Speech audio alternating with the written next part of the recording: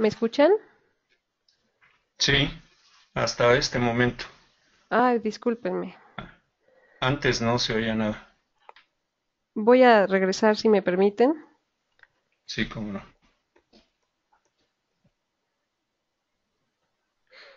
Les explicaba que en esta ocasión tenemos el tema de generación de energía con tecnología fotovoltaica. Contador Sánchez, le cedo el micrófono. Por favor, adelante. Muchas gracias. Buenos días a todos los participantes. Y ahora, antes de comenzar, me gustaría hacer una breve introducción acerca de nuestra organización. La Asociación Internacional del Cobre, que por sus siglas en inglés se pone ICA, bajo el concepto de Copper Alliance, está activa en casi 60 países y representa a la mayoría de los productores de cobre. Conduce programas en colaboración con empresas, cámaras, asociaciones, gobiernos e instituciones educativas, entre otros, que benefician, además de los participantes y usuarios de productos de cobre, a la industria mundial de este metal. Entre las actividades relevantes está la diseminación de información oportuna, basada en evidencia y datos medidos, para los tomadores de decisiones del sector productivo, de manufactura y en general de infraestructura, donde el uso estratégico de la energía como recurso es de vital importancia financiera en los costos y el retorno de la inversión. Así que confiamos en que este webinar les resulte interesante y productivo. A continuación, les presento al doctor Iván Martínez Cienfuegos, quien, como lo informamos en la invitación, será nuestro ponente del día de hoy. El doctor Martínez actualmente se desempeña como profesor investigador en el área de sistemas energéticos sustentables y como coordinador de docencia de la licenciatura de Ingeniería en Sistemas Energéticos Sustentables de la Facultad de Ingeniería de la Universidad Autónoma del Estado de México. Él es egresado de la Facultad de Química de la Universidad Nacional Autónoma de México como ingeniero químico. Obtuvo la maestría en Ingeniería Energética en la División de Estudios de Posgrado en Ingeniería, desarrollando su trabajo de tesis en el Instituto de Ingeniería de la UNAM. Y es doctor en Ingeniería Energética por la División de Estudios de Posgrado, Facultad de Ingeniería, Instituto de Ingeniería de la UNAM, desarrollando una estancia de investigación en la Plataforma Solar de Almería del Centro de Investigaciones Energéticas, Medioambientales y Tecnológicas en España. Doctor Martínez, le cedo pues los micrófonos sin más preámbulos. Adelante, por favor. Sí, muchas gracias, contador. Hola, buenos días a todos los asistentes. En este caso vamos a presentar la generación de energía eléctrica con tecnología fotovoltaica. El contenido se plantea una breve introducción relacionada con el sistema energético general, después la evaluación del recurso solar, el planteamiento de lo que es la tecnología fotovoltaica en sí, cómo está la situación en México de los sistemas fotovoltaicos, luego algunas señalizaciones u observaciones relacionadas con las instalaciones de sistemas fotovoltaicos, las políticas públicas que existen alrededor de él y algunas conclusiones relacionadas con este tema. Bien, para comenzar tenemos lo que es el sistema energético general, donde pues nuestro planeta está en el espacio y sus principales fuentes primarias de energía son las llamadas no renovables, como es el carbón, el petróleo, el gas y el mineral de uranio. Sin embargo, existen otras fuentes primarias que son las renovables, como la solar, eólica, hidráulica, biomasa y la geotermia, que en este caso hizo falta ponerla aquí. Estas fuentes primarias tienen que sufrir una transformación hacia fuentes secundarias, básicamente combustibles y electricidad, tal que esto nos lleva al consumo que nos permite tener el estilo de vida que cada quien lleva. Sin embargo, este proceso de transformación tiene una eficiencia final de conversión de aproximadamente el 3%, de acuerdo a algunos autores, como sería el doctor Valeriano Fitz. Algunos otros plantean hasta un 6% máximo. Sin embargo, es muy poco eficiente.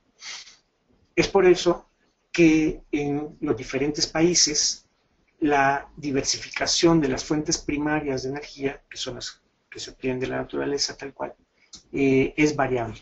En el caso de nuestro país, tenemos una alta dependencia al petróleo. En esta gráfica se pretende comparar cómo es esta proporción independientemente del tamaño del país, donde solo está puntito, alrededor de un 3% sería relacionado con fuentes renovables, de las cuales la mayoría es energía hidráulica, mientras que en Brasil es una proporción mucho mayor. Es así como nuestro sistema energético general debería de impulsar una visión sistémica, es decir, por cada tipo de sistema tener una fuente renovable con opciones tales que permitan llegar a lo que es un desarrollo sustentable o entrar en lo que es todo este concepto de sustentabilidad, que no es algo simple, ya que en términos generales involucra un equilibrio entre lo que es el factor medioambiental, el factor económico y la parte social. El mantener en equilibrio esto no es fácil, de hecho pudiera pensarse como algo teórico, sin embargo puede haber una tendencia y llegar a saber qué tanto se acerca a lo que realmente es sustentable. De así se tienen que tomar en cuenta los principios básicos de la segunda ley de la termodinámica para poder evaluar realmente cómo se está usando esta energía. Y además de los patrones de consumo personales y colectivos que involucran reducir, reciclar y reusar. Es así como un sistema energético general debería incluir energías renovables, eficiencia energética, transporte sustentable, manejo integral de desechos, procesos industriales, etc. En este caso, por ser energía renovable no implica que sea eficiente. Primero tendríamos que aplicar lo que es eficiencia energética y después la parte renovable de energía. En este caso, las fuentes renovables de energía son principalmente la energía solar, de la cual se derivan la energía eólica, la biomasa, la hidráulica, e independiente de ella sería la geotérmica, así como las mareas. En este caso, la idea es enfocarnos a la energía solar, donde nuestro planeta recibe una gran cantidad de energía al año, tal que esta sería suficiente para satisfacer las necesidades de consumo de todo nuestro planeta en cualquier momento. Esta energía solar, para poder aprovecharla, se requiere conocerla. ¿Cómo la cuantifico? ¿Cómo está disponible? Y para esto nos sirven los planteamientos del espectro electromagnético, donde, dependiendo de la longitud de onda, es la aplicación que tiene la radiación. Puede ser desde ondas de radio, microondas, infrarrojo, visible, ultravioleta, rayos X, rayos gamma, rayos cósmicos, etc. Es decir, dependiendo de la longitud de onda de la radiación que incide en nuestro planeta, es el tipo de aplicación que pudiéramos dar. En el caso de la radiación solar, típicamente se encuentra en el ultravioleta, en el visible y en el infrarrojo, donde el 47% de la energía es visible, el 46% infrarrojo y 7% ultravioleta, aproximadamente. Para esto se hacen mediciones de lo que es la intensidad de la radiación en función de la longitud de onda y obtenemos gráficas como esta, que está toda curveada. Pero el estarla midiendo no es tan práctico, por lo que se requieren modelos teóricos, como es el que se representa a través de esta curva punteada, como es la ley de Planck, también donde se involucra también a la ley de Stefan Boltzmann, con todo el modelo de cuerpo negro.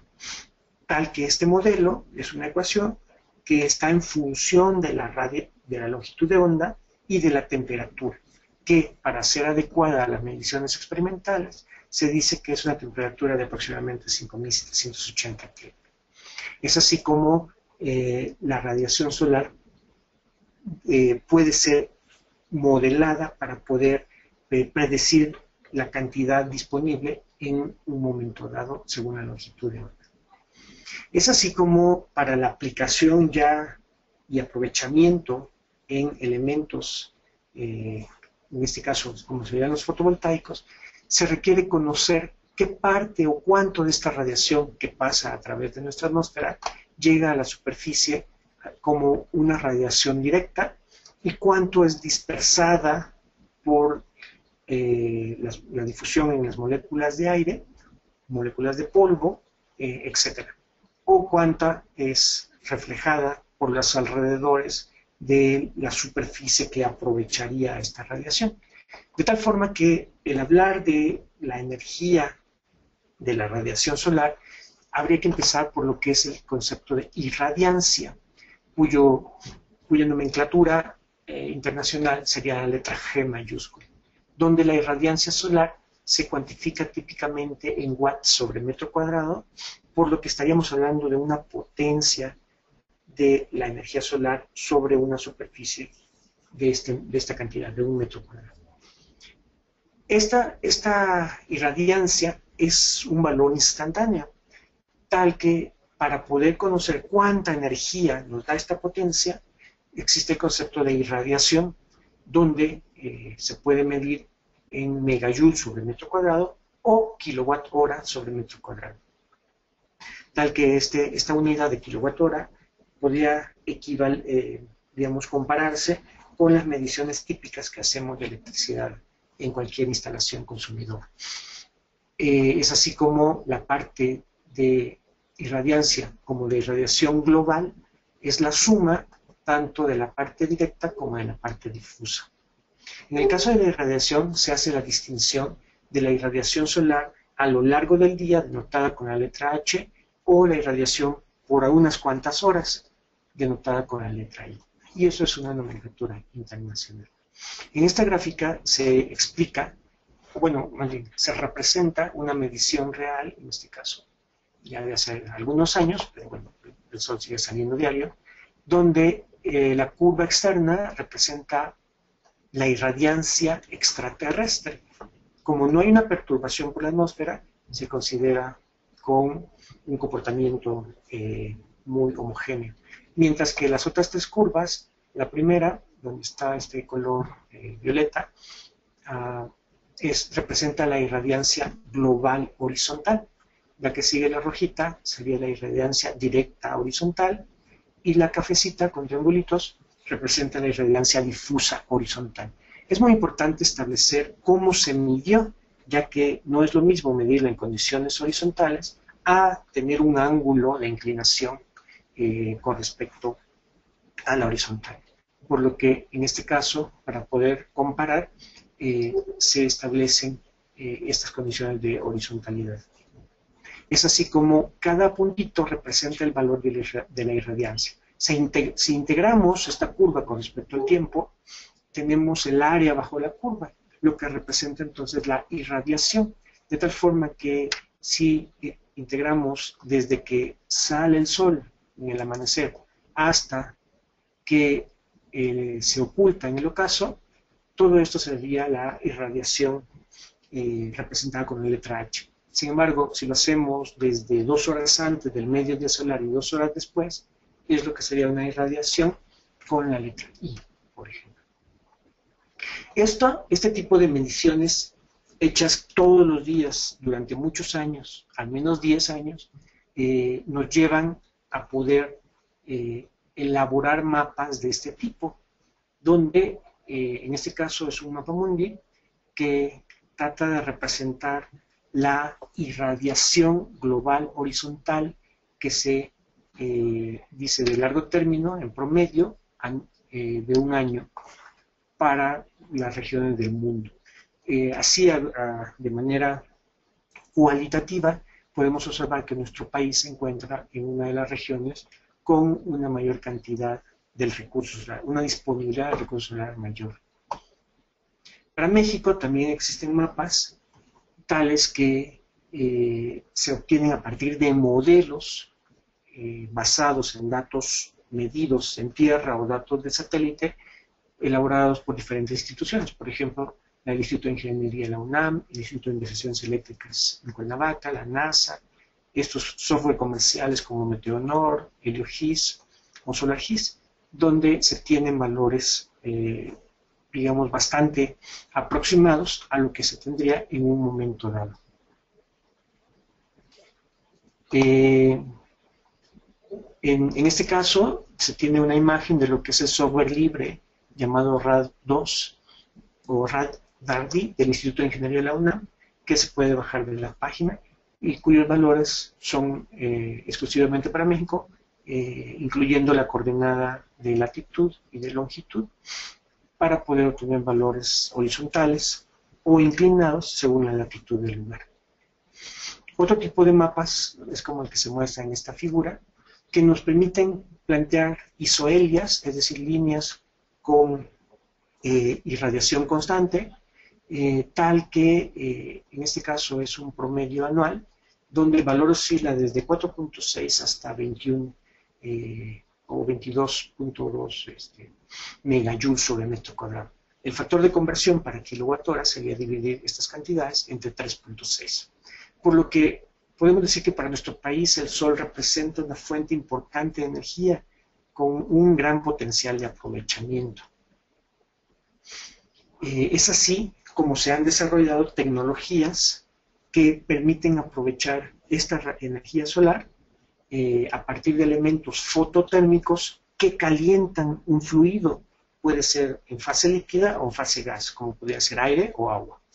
Y los elementos fotovoltaicos que convierten directamente la radiación solar a electricidad. En general, podría utilizarse inmediatamente o almacenarse por otros medios. En ese sentido, nuestra plática se enfoca a la tecnología fotovoltaica. Sabemos que esto tiene como base el efecto fotovoltaico, que es la conversión directa de la radiación o de la luz solar a electricidad, debido a su absorción en un dispositivo optoelectrónico, tal que la unidad mínima que se requiere para esto es la llamada celda solar, en donde la luz solar incide. Está formado por un material dieléctrico tal que tiene dopado, o está dopado, o podríamos llamarle entre comillas contaminado, con ciertos elementos muy específicos que son donadores y receptores de electrones, tal que al incidir la radiación, estos electrones fácilmente desprendibles, por llamarle así, se sueltan y se puede formar lo que es un circuito eléctrico. Entre lo más comunes tenemos el silicio a partir de elementos monocristalinos, otros policristalinos y los que es el llamado silicio amorfo, así como otros materiales compuestos que forman este tipo de celdas multicapa, podríamos llamarle, es decir, no solo son dos capitas, son muchas capas o varias, tales que pueden generar una corriente eléctrica en el momento en que la luz solar incide en ella, teniendo una malla metálica que permite la captura de dichos electrones. En cuestión de historia, solo repasando un poquito, el efecto fotoeléctrico fue descubierto por Becquerel en 1839 y a partir de ahí se han desarrollado una serie de estudios, tal que a Albert Einstein le dieron el premio Nobel por explicar este fenómeno, y luego se desarrollaron dispositivos ya de manera, digamos, premeditada para poder generar electricidad.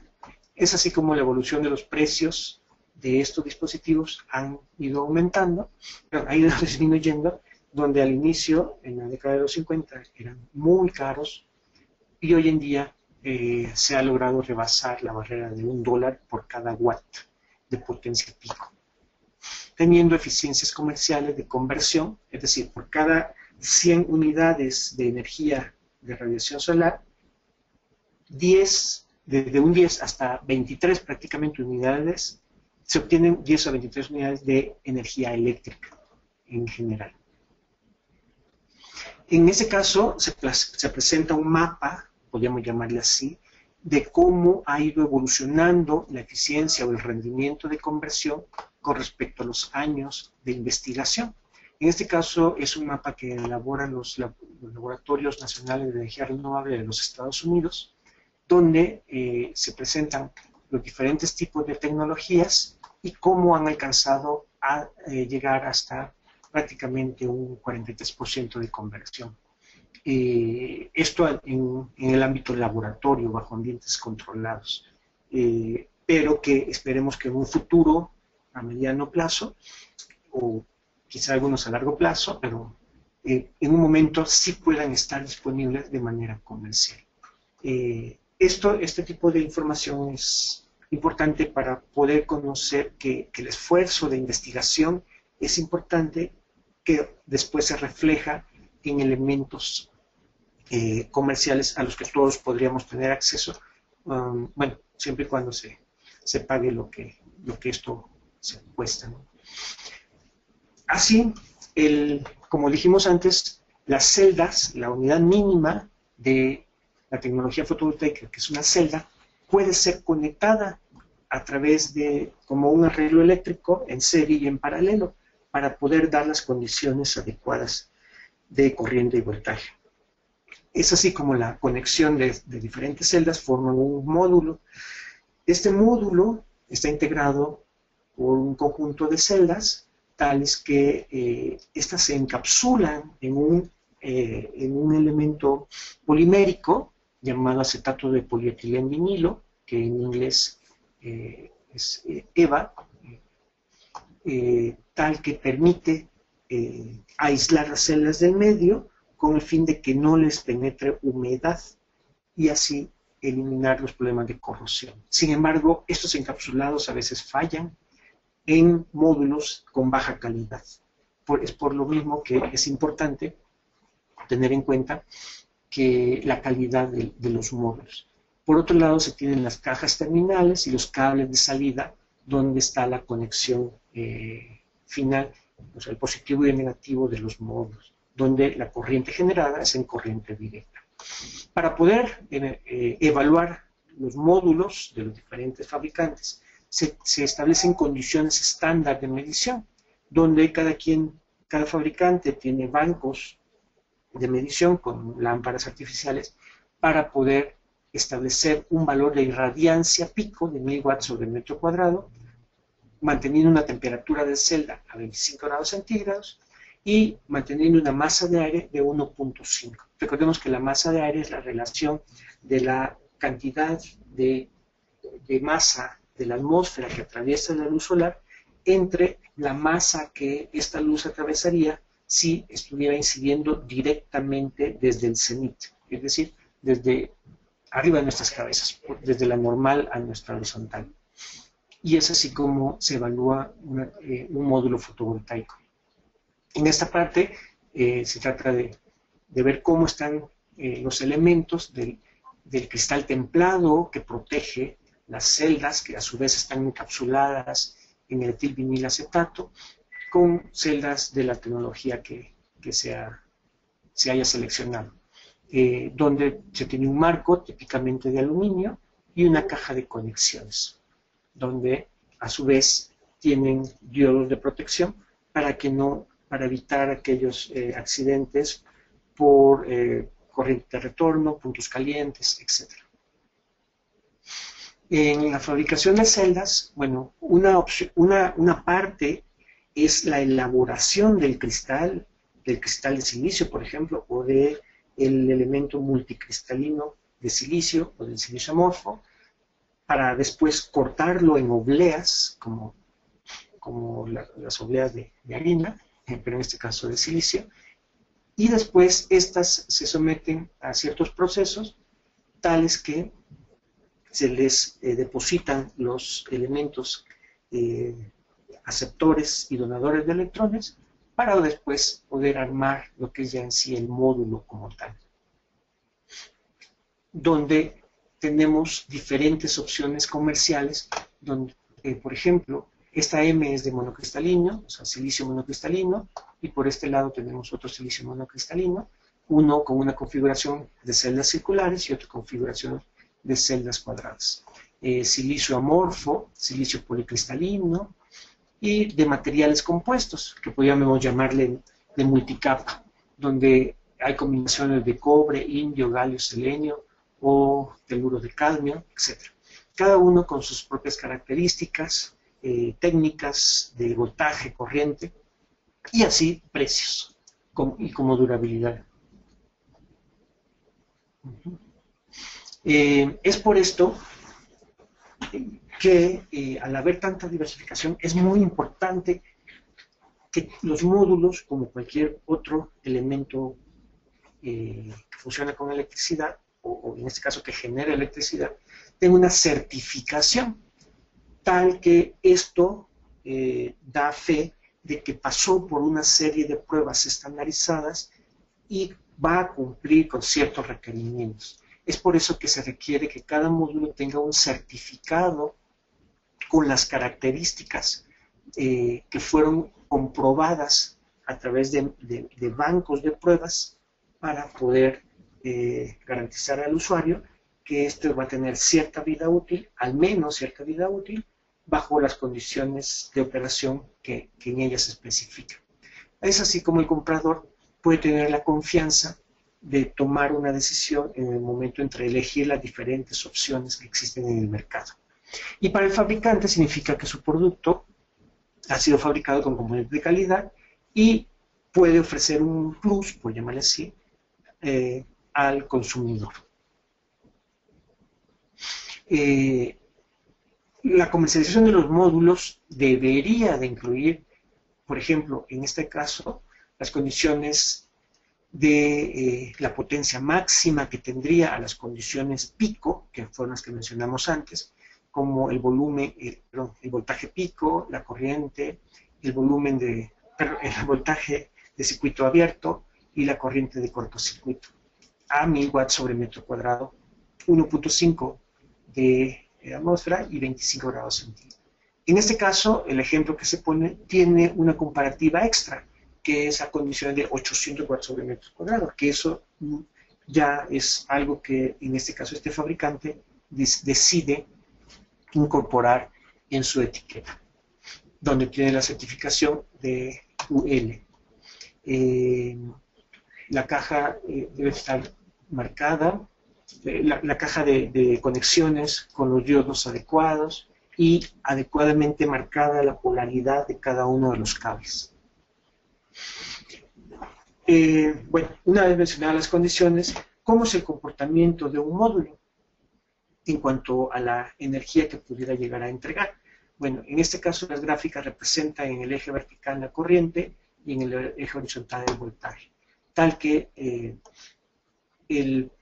cuando la corriente es cero podemos tener lo que es el voltaje de circuito abierto, y con el voltaje cero podríamos tener la corriente de cortocircuito, donde la multiplicación de ambas nos darían lo que es la potencia.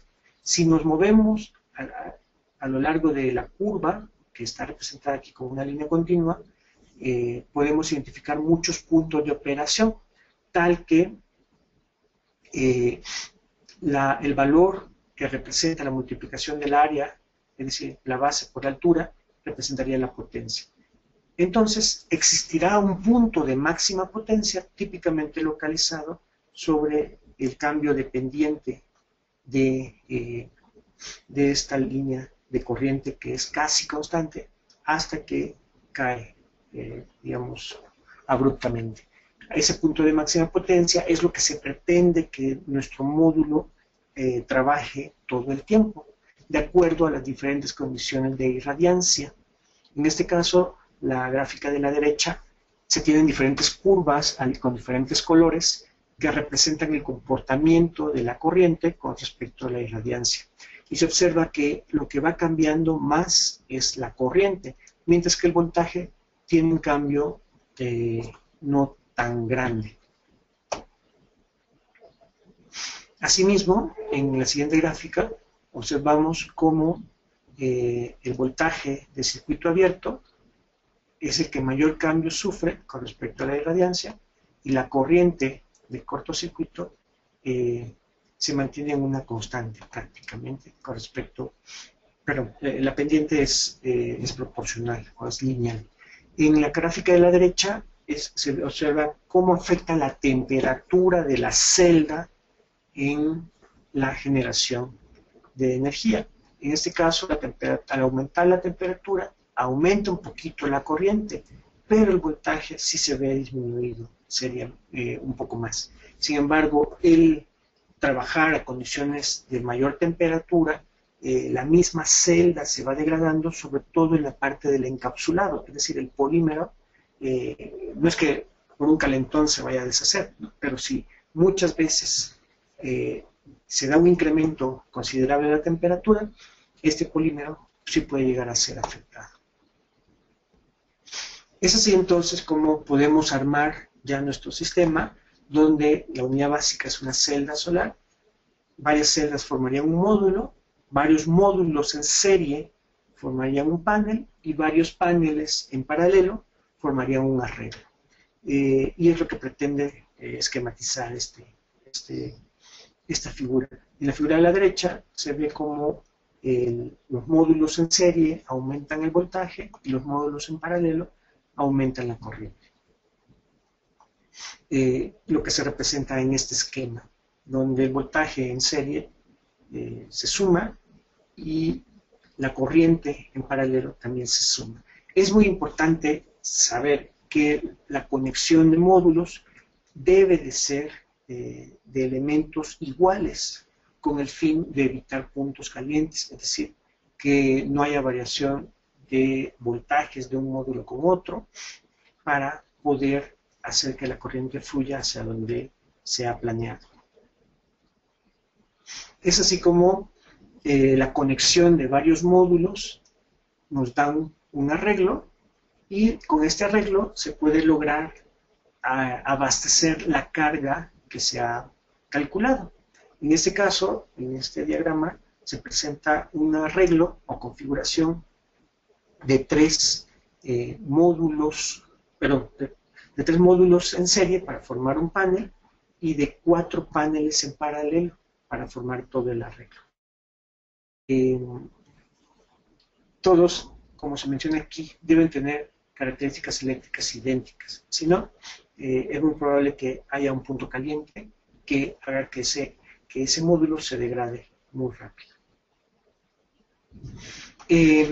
Estos arreglos fotovoltaicos pueden estar conectados en isla, es decir, independientes de la red eléctrica o interconectados a la red eléctrica. En el caso de, al estar aislados, se tiene un esquema de un regulador de voltaje que en el momento que se puede abastece baterías y cuando no hay sol saca la energía de las baterías para alimentar la carga, que a su vez al ser corriente directa pasa a un inversor de corriente que la transforma a corriente alterna para abastecer la carga que esté dada en estas características. Si se tienen equipos en corriente directa, pues se podría conectar directamente esos equipos al regulador. Por otro lado, en esquemas interconectados, el generador fotovoltaico manda directamente al inversor, nuestro arreglo fotovoltaico manda directamente al inversor la corriente directa, que la transforma en corriente alterna para mandar a un tablero de distribución que alimenta una carga o al medidor bidireccional que a su vez manda a la red eléctrica o al sistema eléctrico nacional. Es así como el sistema fotovoltaico estaría formado por todos los elementos si está aislado de este tipo o estaría formado por estos elementos si está interconectado a red. Y así permiten controlar y almacenar y distribuir la energía eléctrica producida por todo el arreglo. En general, un regulador, un buen regulador tendría que tener elementos que sigan al punto de máxima potencia, ya que este varía conforme varía la irradiación, pero la irradiancia solar en un momento dado.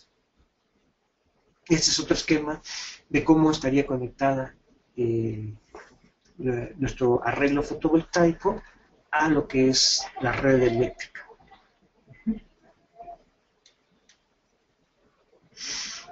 Adicionalmente, dentro de la tecnología fotovoltaica existen otras opciones que son elementos que concentran la radiación solar. En este caso, se tiene lo que es la doble concentración a través de espejos planos, tal que se aumenta el área de captación, el área de apertura, perdón, el área de apertura, para mandarla a una misma área de captación, que en este caso sería el sistema fotovoltaico. Ese tipo de elementos, al tener una concentración, pues sí requiere celdas especiales para que haya, porque necesariamente habrá un aumento de temperatura y así la celda no se degrade tan rápidamente. Existen otros elementos, como sería esta combinación de canal parabólico, donde sobre el foco de la parábola están las celdas fotovoltaicas, pero a su vez están conectadas, por así decirlo, o puestas sobre un sistema de refrigeración, tal que dentro de él fluye algún fluido, valga la redundancia, refrigerante que absorbe el calor que las celdas generan para poder mantenerlas a una temperatura adecuada y así no evitar una degradación rápida. Ese tipo de sistemas tienden a incrementar la potencia de las celdas, pero sí requieren controles mucho más complejos. Los sistemas fotovoltaicos interconectados al sistema eléctrico nacional se pueden distinguir desde los que son pequeños, de menores a 30 kilowatts, porque así lo establece la ley, hasta los que son mayores a 30 kilowatts. De tal forma que cada uno tiene un tratamiento legal diferente, pero en cuestiones técnicas, bueno, ya prácticamente se trabajan de manera semejante. Claro, las grandes instalaciones requieren otros elementos adicionales. Entonces, las características de la generación fotovoltaica, hay que tener claro que si no hay luz solar, no hay generación. El tipo de corriente que genera es de tipo continuo o directa. No hay costos asociados a combustibles, es limpio y sin ruido la generación, y dependiendo de las condiciones, puede haber almacenamiento o no en acumuladores. Es así como las aplicaciones son vastas, típicamente en electrificación doméstica o comercial, radiocomunicación, centros de educación, refrigeración, bombeo de agua, desalación de agua a través de sistemas de osmosis inversa, generación de electricidad, desinfección de agua, señalamiento marino, etc. En las aplicaciones agroindustriales también es vasto, no solo en la parte urbana, sino en la parte rural. La aplicación es muy amplia y puede resultar hasta muy ventajosa, como lo muestran algunas de las fotografías aquí puestas. De acuerdo con la Comisión Reguladora de Energía, existen 24.000 megawatts pico de proyectos en una etapa de prefactibilidad. Esto fue hasta diciembre del año pasado. Todavía este año se han inscrito más. Sin embargo, no se les puede dar salida, por llamarle así, o permiso ya de instalarse, porque no hay la suficiente infraestructura de transmisión y distribución, es decir, del cableado. Por lo que muchos de estos, bueno, todos estos, ¿no?, siguen en espera del permiso ya final de instalación.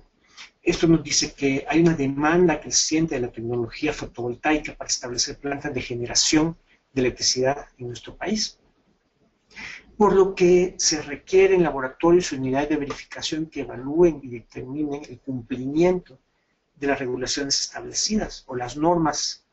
Es decir, no es así nomás. En este caso, se refiere a los proyectos en prefactibilidad, que es el dato que mencionaba hace rato. 24.000 megawatts de fotovoltaica, en eólico 21.000, en geotermia 299, etc. Es decir, esto nos da una idea de que el panorama en México de la tecnología fotovoltaica es creciente en cuanto a la parte comercial. Por lo que todo esto tiene una historia, es decir, no es algo de ahorita. Ha habido programas o elementos desde hace muchos años donde sí se han instalado sistemas fotovoltaicos, pero eran los menos, como en las plataformas de Pemex, la planta piloto que hubo en el Instituto Politécnico Nacional, en el CINVESTAD, en clínicas rurales, y así como programas sociales como el PRONASOL, el Programa Nacional de Solidaridad Económica, Telefonía Rural de Telmex, energías renovables, y hoy en día está lo que es el Proyecto de Desarrollo Rural Sustentable, financiado por el Banco Mundial a través de la SAGARPA. Y en este caso se han instalado una buena cantidad de sistemas fotovoltaicos para agronegocios. Entre las industrias que en México arman los módulos fotovoltaicos, no se elaboran celdas, es decir, las celdas se tienen que importar, pero una vez en nuestro país, estas ya se utilizan para el armado de módulos, como son las empresas Solartec, energías renovables, etc.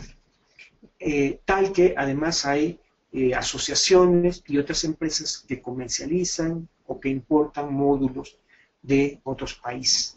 De tal forma que todo esto agrupa lo que es el sector económico del sistema fotovoltaico, entre ellos industrias metalmecánicas o de acumuladores, para toda la cuestión del armado de las bases, por ejemplo. En el mercado mundial, en 2012 se estimó de 52 gigawatts de la producción acumulada, pero de una producción solo en ese año, 2012, de 52 gigawatts, para dar un acumulado de 140. En México, de 2008, el sector agropecuario estimó una capacidad económica de 670 megawatts. Como ven, estamos hablando de algunos megawatts, por lo que es un potencial bastante alto que se tiene en nuestro país para poder hacer uso de la tecnología fotovoltaica. Se tienen por su interconexión 500 proyectos, etc. Bueno, algo importante es esto, el Laboratorio Nacional de Evaluación Fotovoltaica, donde la Universidad Nacional Autónoma de México, a través del Instituto de Energías Renovables, está haciendo un esfuerzo para poder establecer este tipo de laboratorio en su país que no existe, y así poder hacer las mediciones adecuadas de manera imparcial sobre el desempeño de las diferentes marcas de módulos que existen en el mercado. Por lo mismo, se han desarrollado ya normas mexicanas, bueno, de tipo voluntario, pero ya es algo que existe, para los elementos fotovoltaicos en diferentes ámbitos, de cómo deberían de funcionar, los métodos de prueba, etc. De tal forma que en el momento en que esto se vuelva mucho más grande, las normas mexicanas voluntarias se convertirían en normas oficiales mexicanas, es decir, de tipo obligatorio.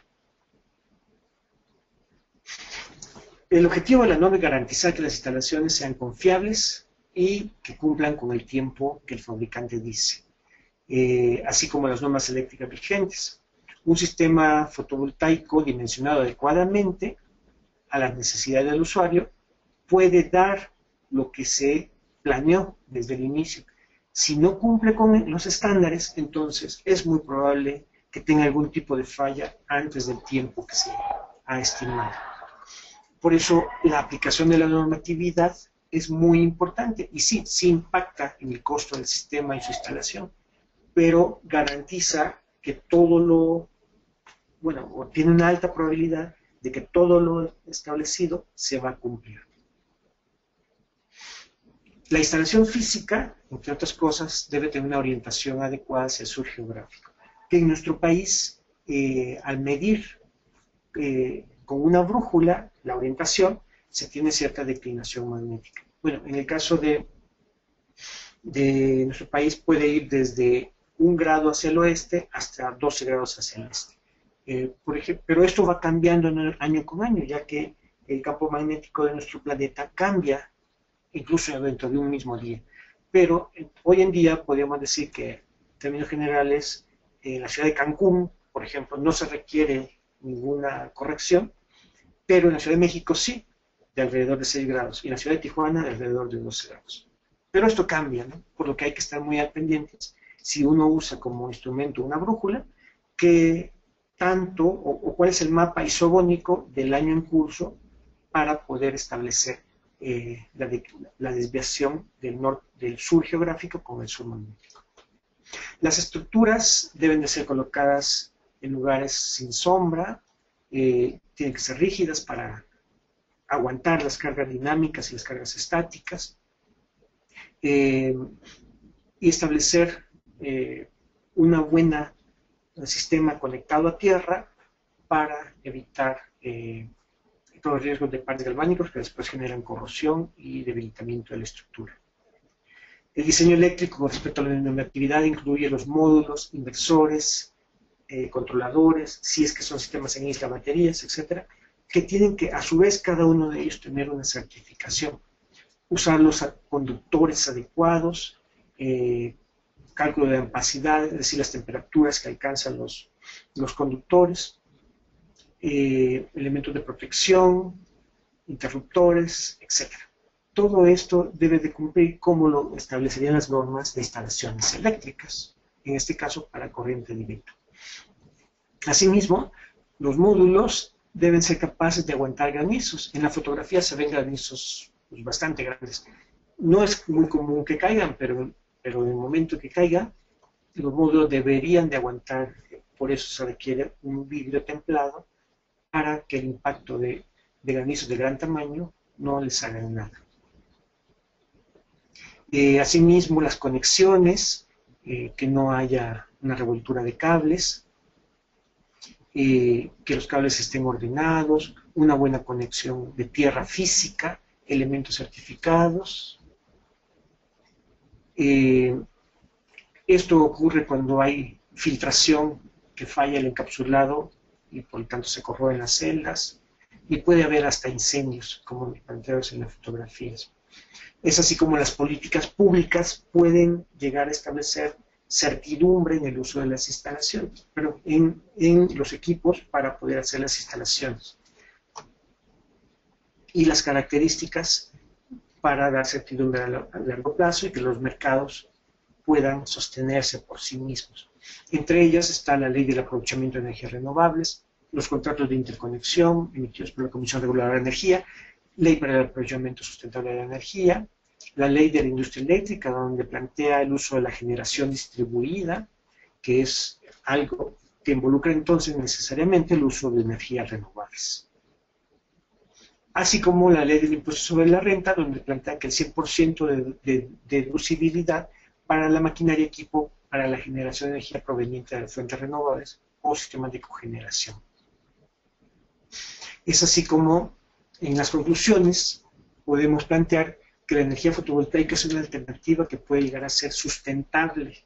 Recordemos que no por ser renovable es sustentable. Se requiere mantener un equilibrio entre la parte económica, ecológica y social. Aunque presenta costos de inversión altos, los tiempos de vida útil pueden compensarlos. Y se necesita cumplir con las normas, porque si no se cumplen, las inversiones se pueden ir a la basura, tanto de dinero como de tiempo, como de esfuerzo. Es necesario que los proveedores de todo tipo de equipos tengan certificación y garantizar la seguridad y confiabilidad de las instalaciones. Es por eso que debe haber desempeños energéticos buenos y sistemas que cumplen con lo que prometen, para poder llegar a ya como algo mucho más a largo plazo, un sistema energético basado en fuentes renovables que sea equilibrado en eficiencia, poco contaminante y enfocado en desarrollo sostenible. Pero para esto se requiere un sistema híbrido, es decir, no nos vamos a divorciar de los hidrocarburos, pero sí ir usando con mayor intensidad las fuentes renovables. Bien, y eso es, en términos generales, un panorama de la tecnología fotovoltaica. Agradezco mucho su atención y quedo a sus órdenes. Bien. Bien, muchas gracias, doctor Iván Galileo Martínez Cienfuegos. En este momento, pues vamos a dar paso a la sesión de preguntas y respuestas. Nos han llegado aquí algunas que quisiéramos empezar a leerte. Si no tienes inconveniente. ¿Está bien? este, bueno, quiero primero agradecer a Santiago, a los personajes de Santiago Pinotepa Nacional de Oaxaca que nos están participando con nosotros. Y después Luis Eduardo Hernández Salgado nos pregunta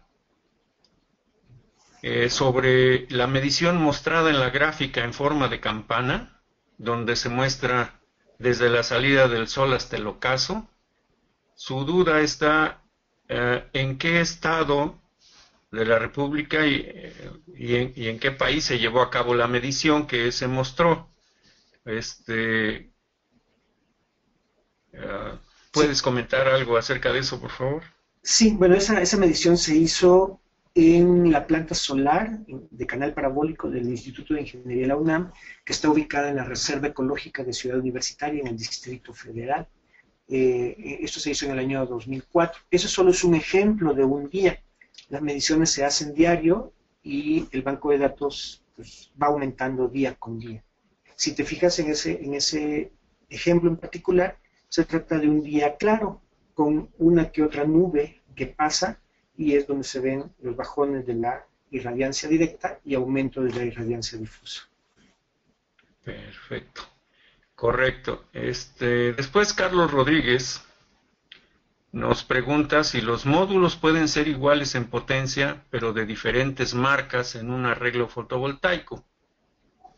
¿Puede ser así o no es recomendable? No, no es recomendable. Lo recomendable es que sean de la misma marca con las mismas características de potencia para poder garantizar voltaje y corriente. Porque si no se pueden llegar a tener puntos calientes que en un momento dado puede generar un accidente. Muy bien. Entonces pasamos a la pregunta del señor Pedro Flores, que nos dice que en materia de protección ambiental se tiene considerado un plan de manejo para la disposición final de las celdas que serán desechadas. ¿Estas son reciclables o no es recomendable que se reciclen? Sí, sí son reciclables, pero no es un proceso simple, ya que lo ideal es desmontar todo el módulo sin romper el vidrio, por lo que ya que si se rompe el vidrio, digamos, mucho del esfuerzo hecho para poder desmontarlo sale muy caro. En cambio, si el vidrio templado se recupera, es algo que tiene mucho valor de reuso, por lo que los procesos o procedimientos para poder desmontarlo y poder volver a reusar muchas de las piezas no son simples y muchas veces son muy intensivos en mano de obra. Pero existen procedimientos que se desarrollan en diferentes partes del mundo para mejorar en tiempo y costos la recuperación de cada una de las partes de los módulos. Correcto. Aquí hay otra pregunta de Luis Hernández Salgado, donde nos indica aproximadamente qué grosor debe tener la placa de vidrio templado. Esa es la primera parte de la pregunta. Si quisieras responder, después te leo la segunda parte. Bueno, en general se usan placas estándar de 3 a 5 milímetros, cuando mucho, pero eso ya le daría demasiado peso. Típicamente sería como de 3 milímetros. Entonces, esto responde a la segunda parte que dice que se afectaría el rendimiento si se usa una modalidad de 2 capas de vidrio fusionadas con un centro de vacío. Depende de la transmisividad que se logre. Es decir, si logras que el total de la radiación incidente en la superficie del vidrio llegue hasta las celdas, entonces no hay ningún problema. Si se ve disminuido en un 10%, bueno, o sea, tener una transmisibilidad del 90%, digamos, puede llegar a ser aceptable, pero menos que eso, ya no. Correcto. Bien, a ver, están llegando otras preguntas. Iván Gurrola Rivera nos pregunta, ¿cuál sería el procedimiento para certificarme como proveedor de sistemas fotovoltaicos? ¿En dónde? Es decir, actualmente no, supongo que en México. Pues no hay como tal. Es decir, puedo proveer por ejemplo, en el caso del FIRCO, lo que es el Proyecto de Desarrollo Rural Sustentable, el FIRCO de la Zagarpa establece su propio procedimiento y habría que entrar a la página web que se llama Proyecto de Energías Renovables del FIRCO para ver ahí los requisitos. Pero no hay otro, ¿no? O sea, FIDE algunas... creo que tiene el suyo también, ¿verdad? Sí, entonces cada entidad tiene su propio procedimiento en realidad. Sí, sabemos, permíteme comentar Sí. que me parece que en este momento tienen la intención, tanto FIRCO como FIDE, como la CENER, como Zagarpa, hacer un comité para ver si pueden unificar un solo criterio para el registro de proveedores confiables, ¿no? Pero eso será futuro, para quitar toda esa diversidad de registros en cada lugar. Y esa es una buena iniciativa, ¿no? Así es. Sí, pero todavía falta, ¿no? Simón Ortiz Gurrola nos pregunta, en tu experiencia, ¿qué tanta confiabilidad tienen las marcas asiáticas de módulos solares respecto a japonesas o mexicanas? Bueno, en general, todo proveedor grande, bueno, puede ser Kyocera japonesa, por ejemplo, o Genie, China, tienen diferentes calidades de módulos en realidad. Y ahora sí que depende de las certificaciones que tenga cada módulo, es como pudiéramos tener una mayor certeza en la confiabilidad que promete. Entonces, o sea, puede haber muy buenos chinos y muy malos, pero también puede haber muy buenos alemanes y muy malos, ¿no? Entonces, en realidad, depende de las certificaciones que cada uno tenga. Y por lo mismo se ve reflejado en general, no forzosamente, en el precio. Correcto. ¿Existen en este momento proveedores que ofrezcan planes de leasing para suministrar el servicio de abastecimiento de energía fotovoltaica? ¿Cómo planes de leasing? De leasing, o sea, de arrendamiento financiero. Sí. Bueno, pero como tipo crédito. Sí, ahorita no hay planes de financiamiento para esto, en que los proveedores, algún Que los proveedor... proveedores, pues Sí, no sé, SolarTech creo que tenía algo, ¿no? Pero no estoy seguro. correcto, para que trabajara a lo En mejor. general sería algunos bancos comerciales, ¿no? Sí, porque el sistema de ESCO me parece que todavía no funciona bien en este sector, ¿verdad? Así es. A ver, aquí Eduardo Ortiz nos dice, para un sistema aislado, ¿qué tan significativo es usar un controlador PWM en lugar de un MPPT en costo-beneficio?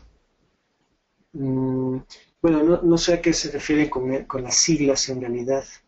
En general, Correcto. un controlador de preferencia tiene que tener lo que es el seguimiento del punto de máxima potencia y depende de los amperes que vayan a pasar por ahí, es el que tendría que ser el más adecuado. Correcto. Y al final, Elmer Hernández, trataré de interpretarte su pregunta, que dice, ¿qué tan recomendable es utilizar celdas para equipos de aire acondicionado residencial? Yo pienso que es para energizarlo, ¿no? Yo pienso que sí. Si es para energizar equipo de aire acondicionado, pues en este caso sí requeriría un banco de baterías para poder garantizar el suministro constante o la demanda de corriente que requiere el sistema de aire acondicionado, ya que si tienes un sistema sin baterías, pues estaría sujeto a la irradiancia disponible en el momento. Y recomendable, pues sí, ahí habría que saber cuánto costaría, ¿no? Nada más. Desde el punto de vista técnico, sería bueno. Correcto. Me están llegando las indicaciones de las abreviaturas que nos pasaba Eduardo Ruiz, que nos decía qué tan significativo es usar un controlador PWM y nos dice que PWM es Power Wide Modulation. Y en lugar de un MPPT es Maximum PowerPoint Tracking en costo-beneficio. Pues yo pienso que el de punto de máxima potencia, el de seguimiento, el MPPT, pues sería mucho más significativo, ya que garantizaría condiciones de más energía para la carga que se tenga conectada. Perfecto. El plan de leasing nos aclara que sería que un proveedor que suministre la infraestructura total y que el consumidor solo pague los kilowatts generados o consumidos. Que es más o menos lo que estábamos diciendo. Creo que, como tú dices, me parece que hay una o dos empresas nada más que lo pudieran hacer en México, pero no. Sí, habría que platicar directamente con ellas hasta dónde, ¿no? Y cuánto costaría. Sí. Pero en general no se hace. Correcto. Aquí nos pregunta Luis Eduardo Hernández Salgado si hay alguna protección específica para proteger a los equipos instalados ante fenómenos como huracanes en caso de zonas costeras. Pues como tal, solo tendría que ser garantizar el cálculo de un buen anclaje para el caso de los vientos muy fuertes, pero por lo demás, si vuelan ramas, piedras, cualquier otra cosa, pues no como tal, ¿no? O sea, ya depende de la durabilidad que garantice el proveedor.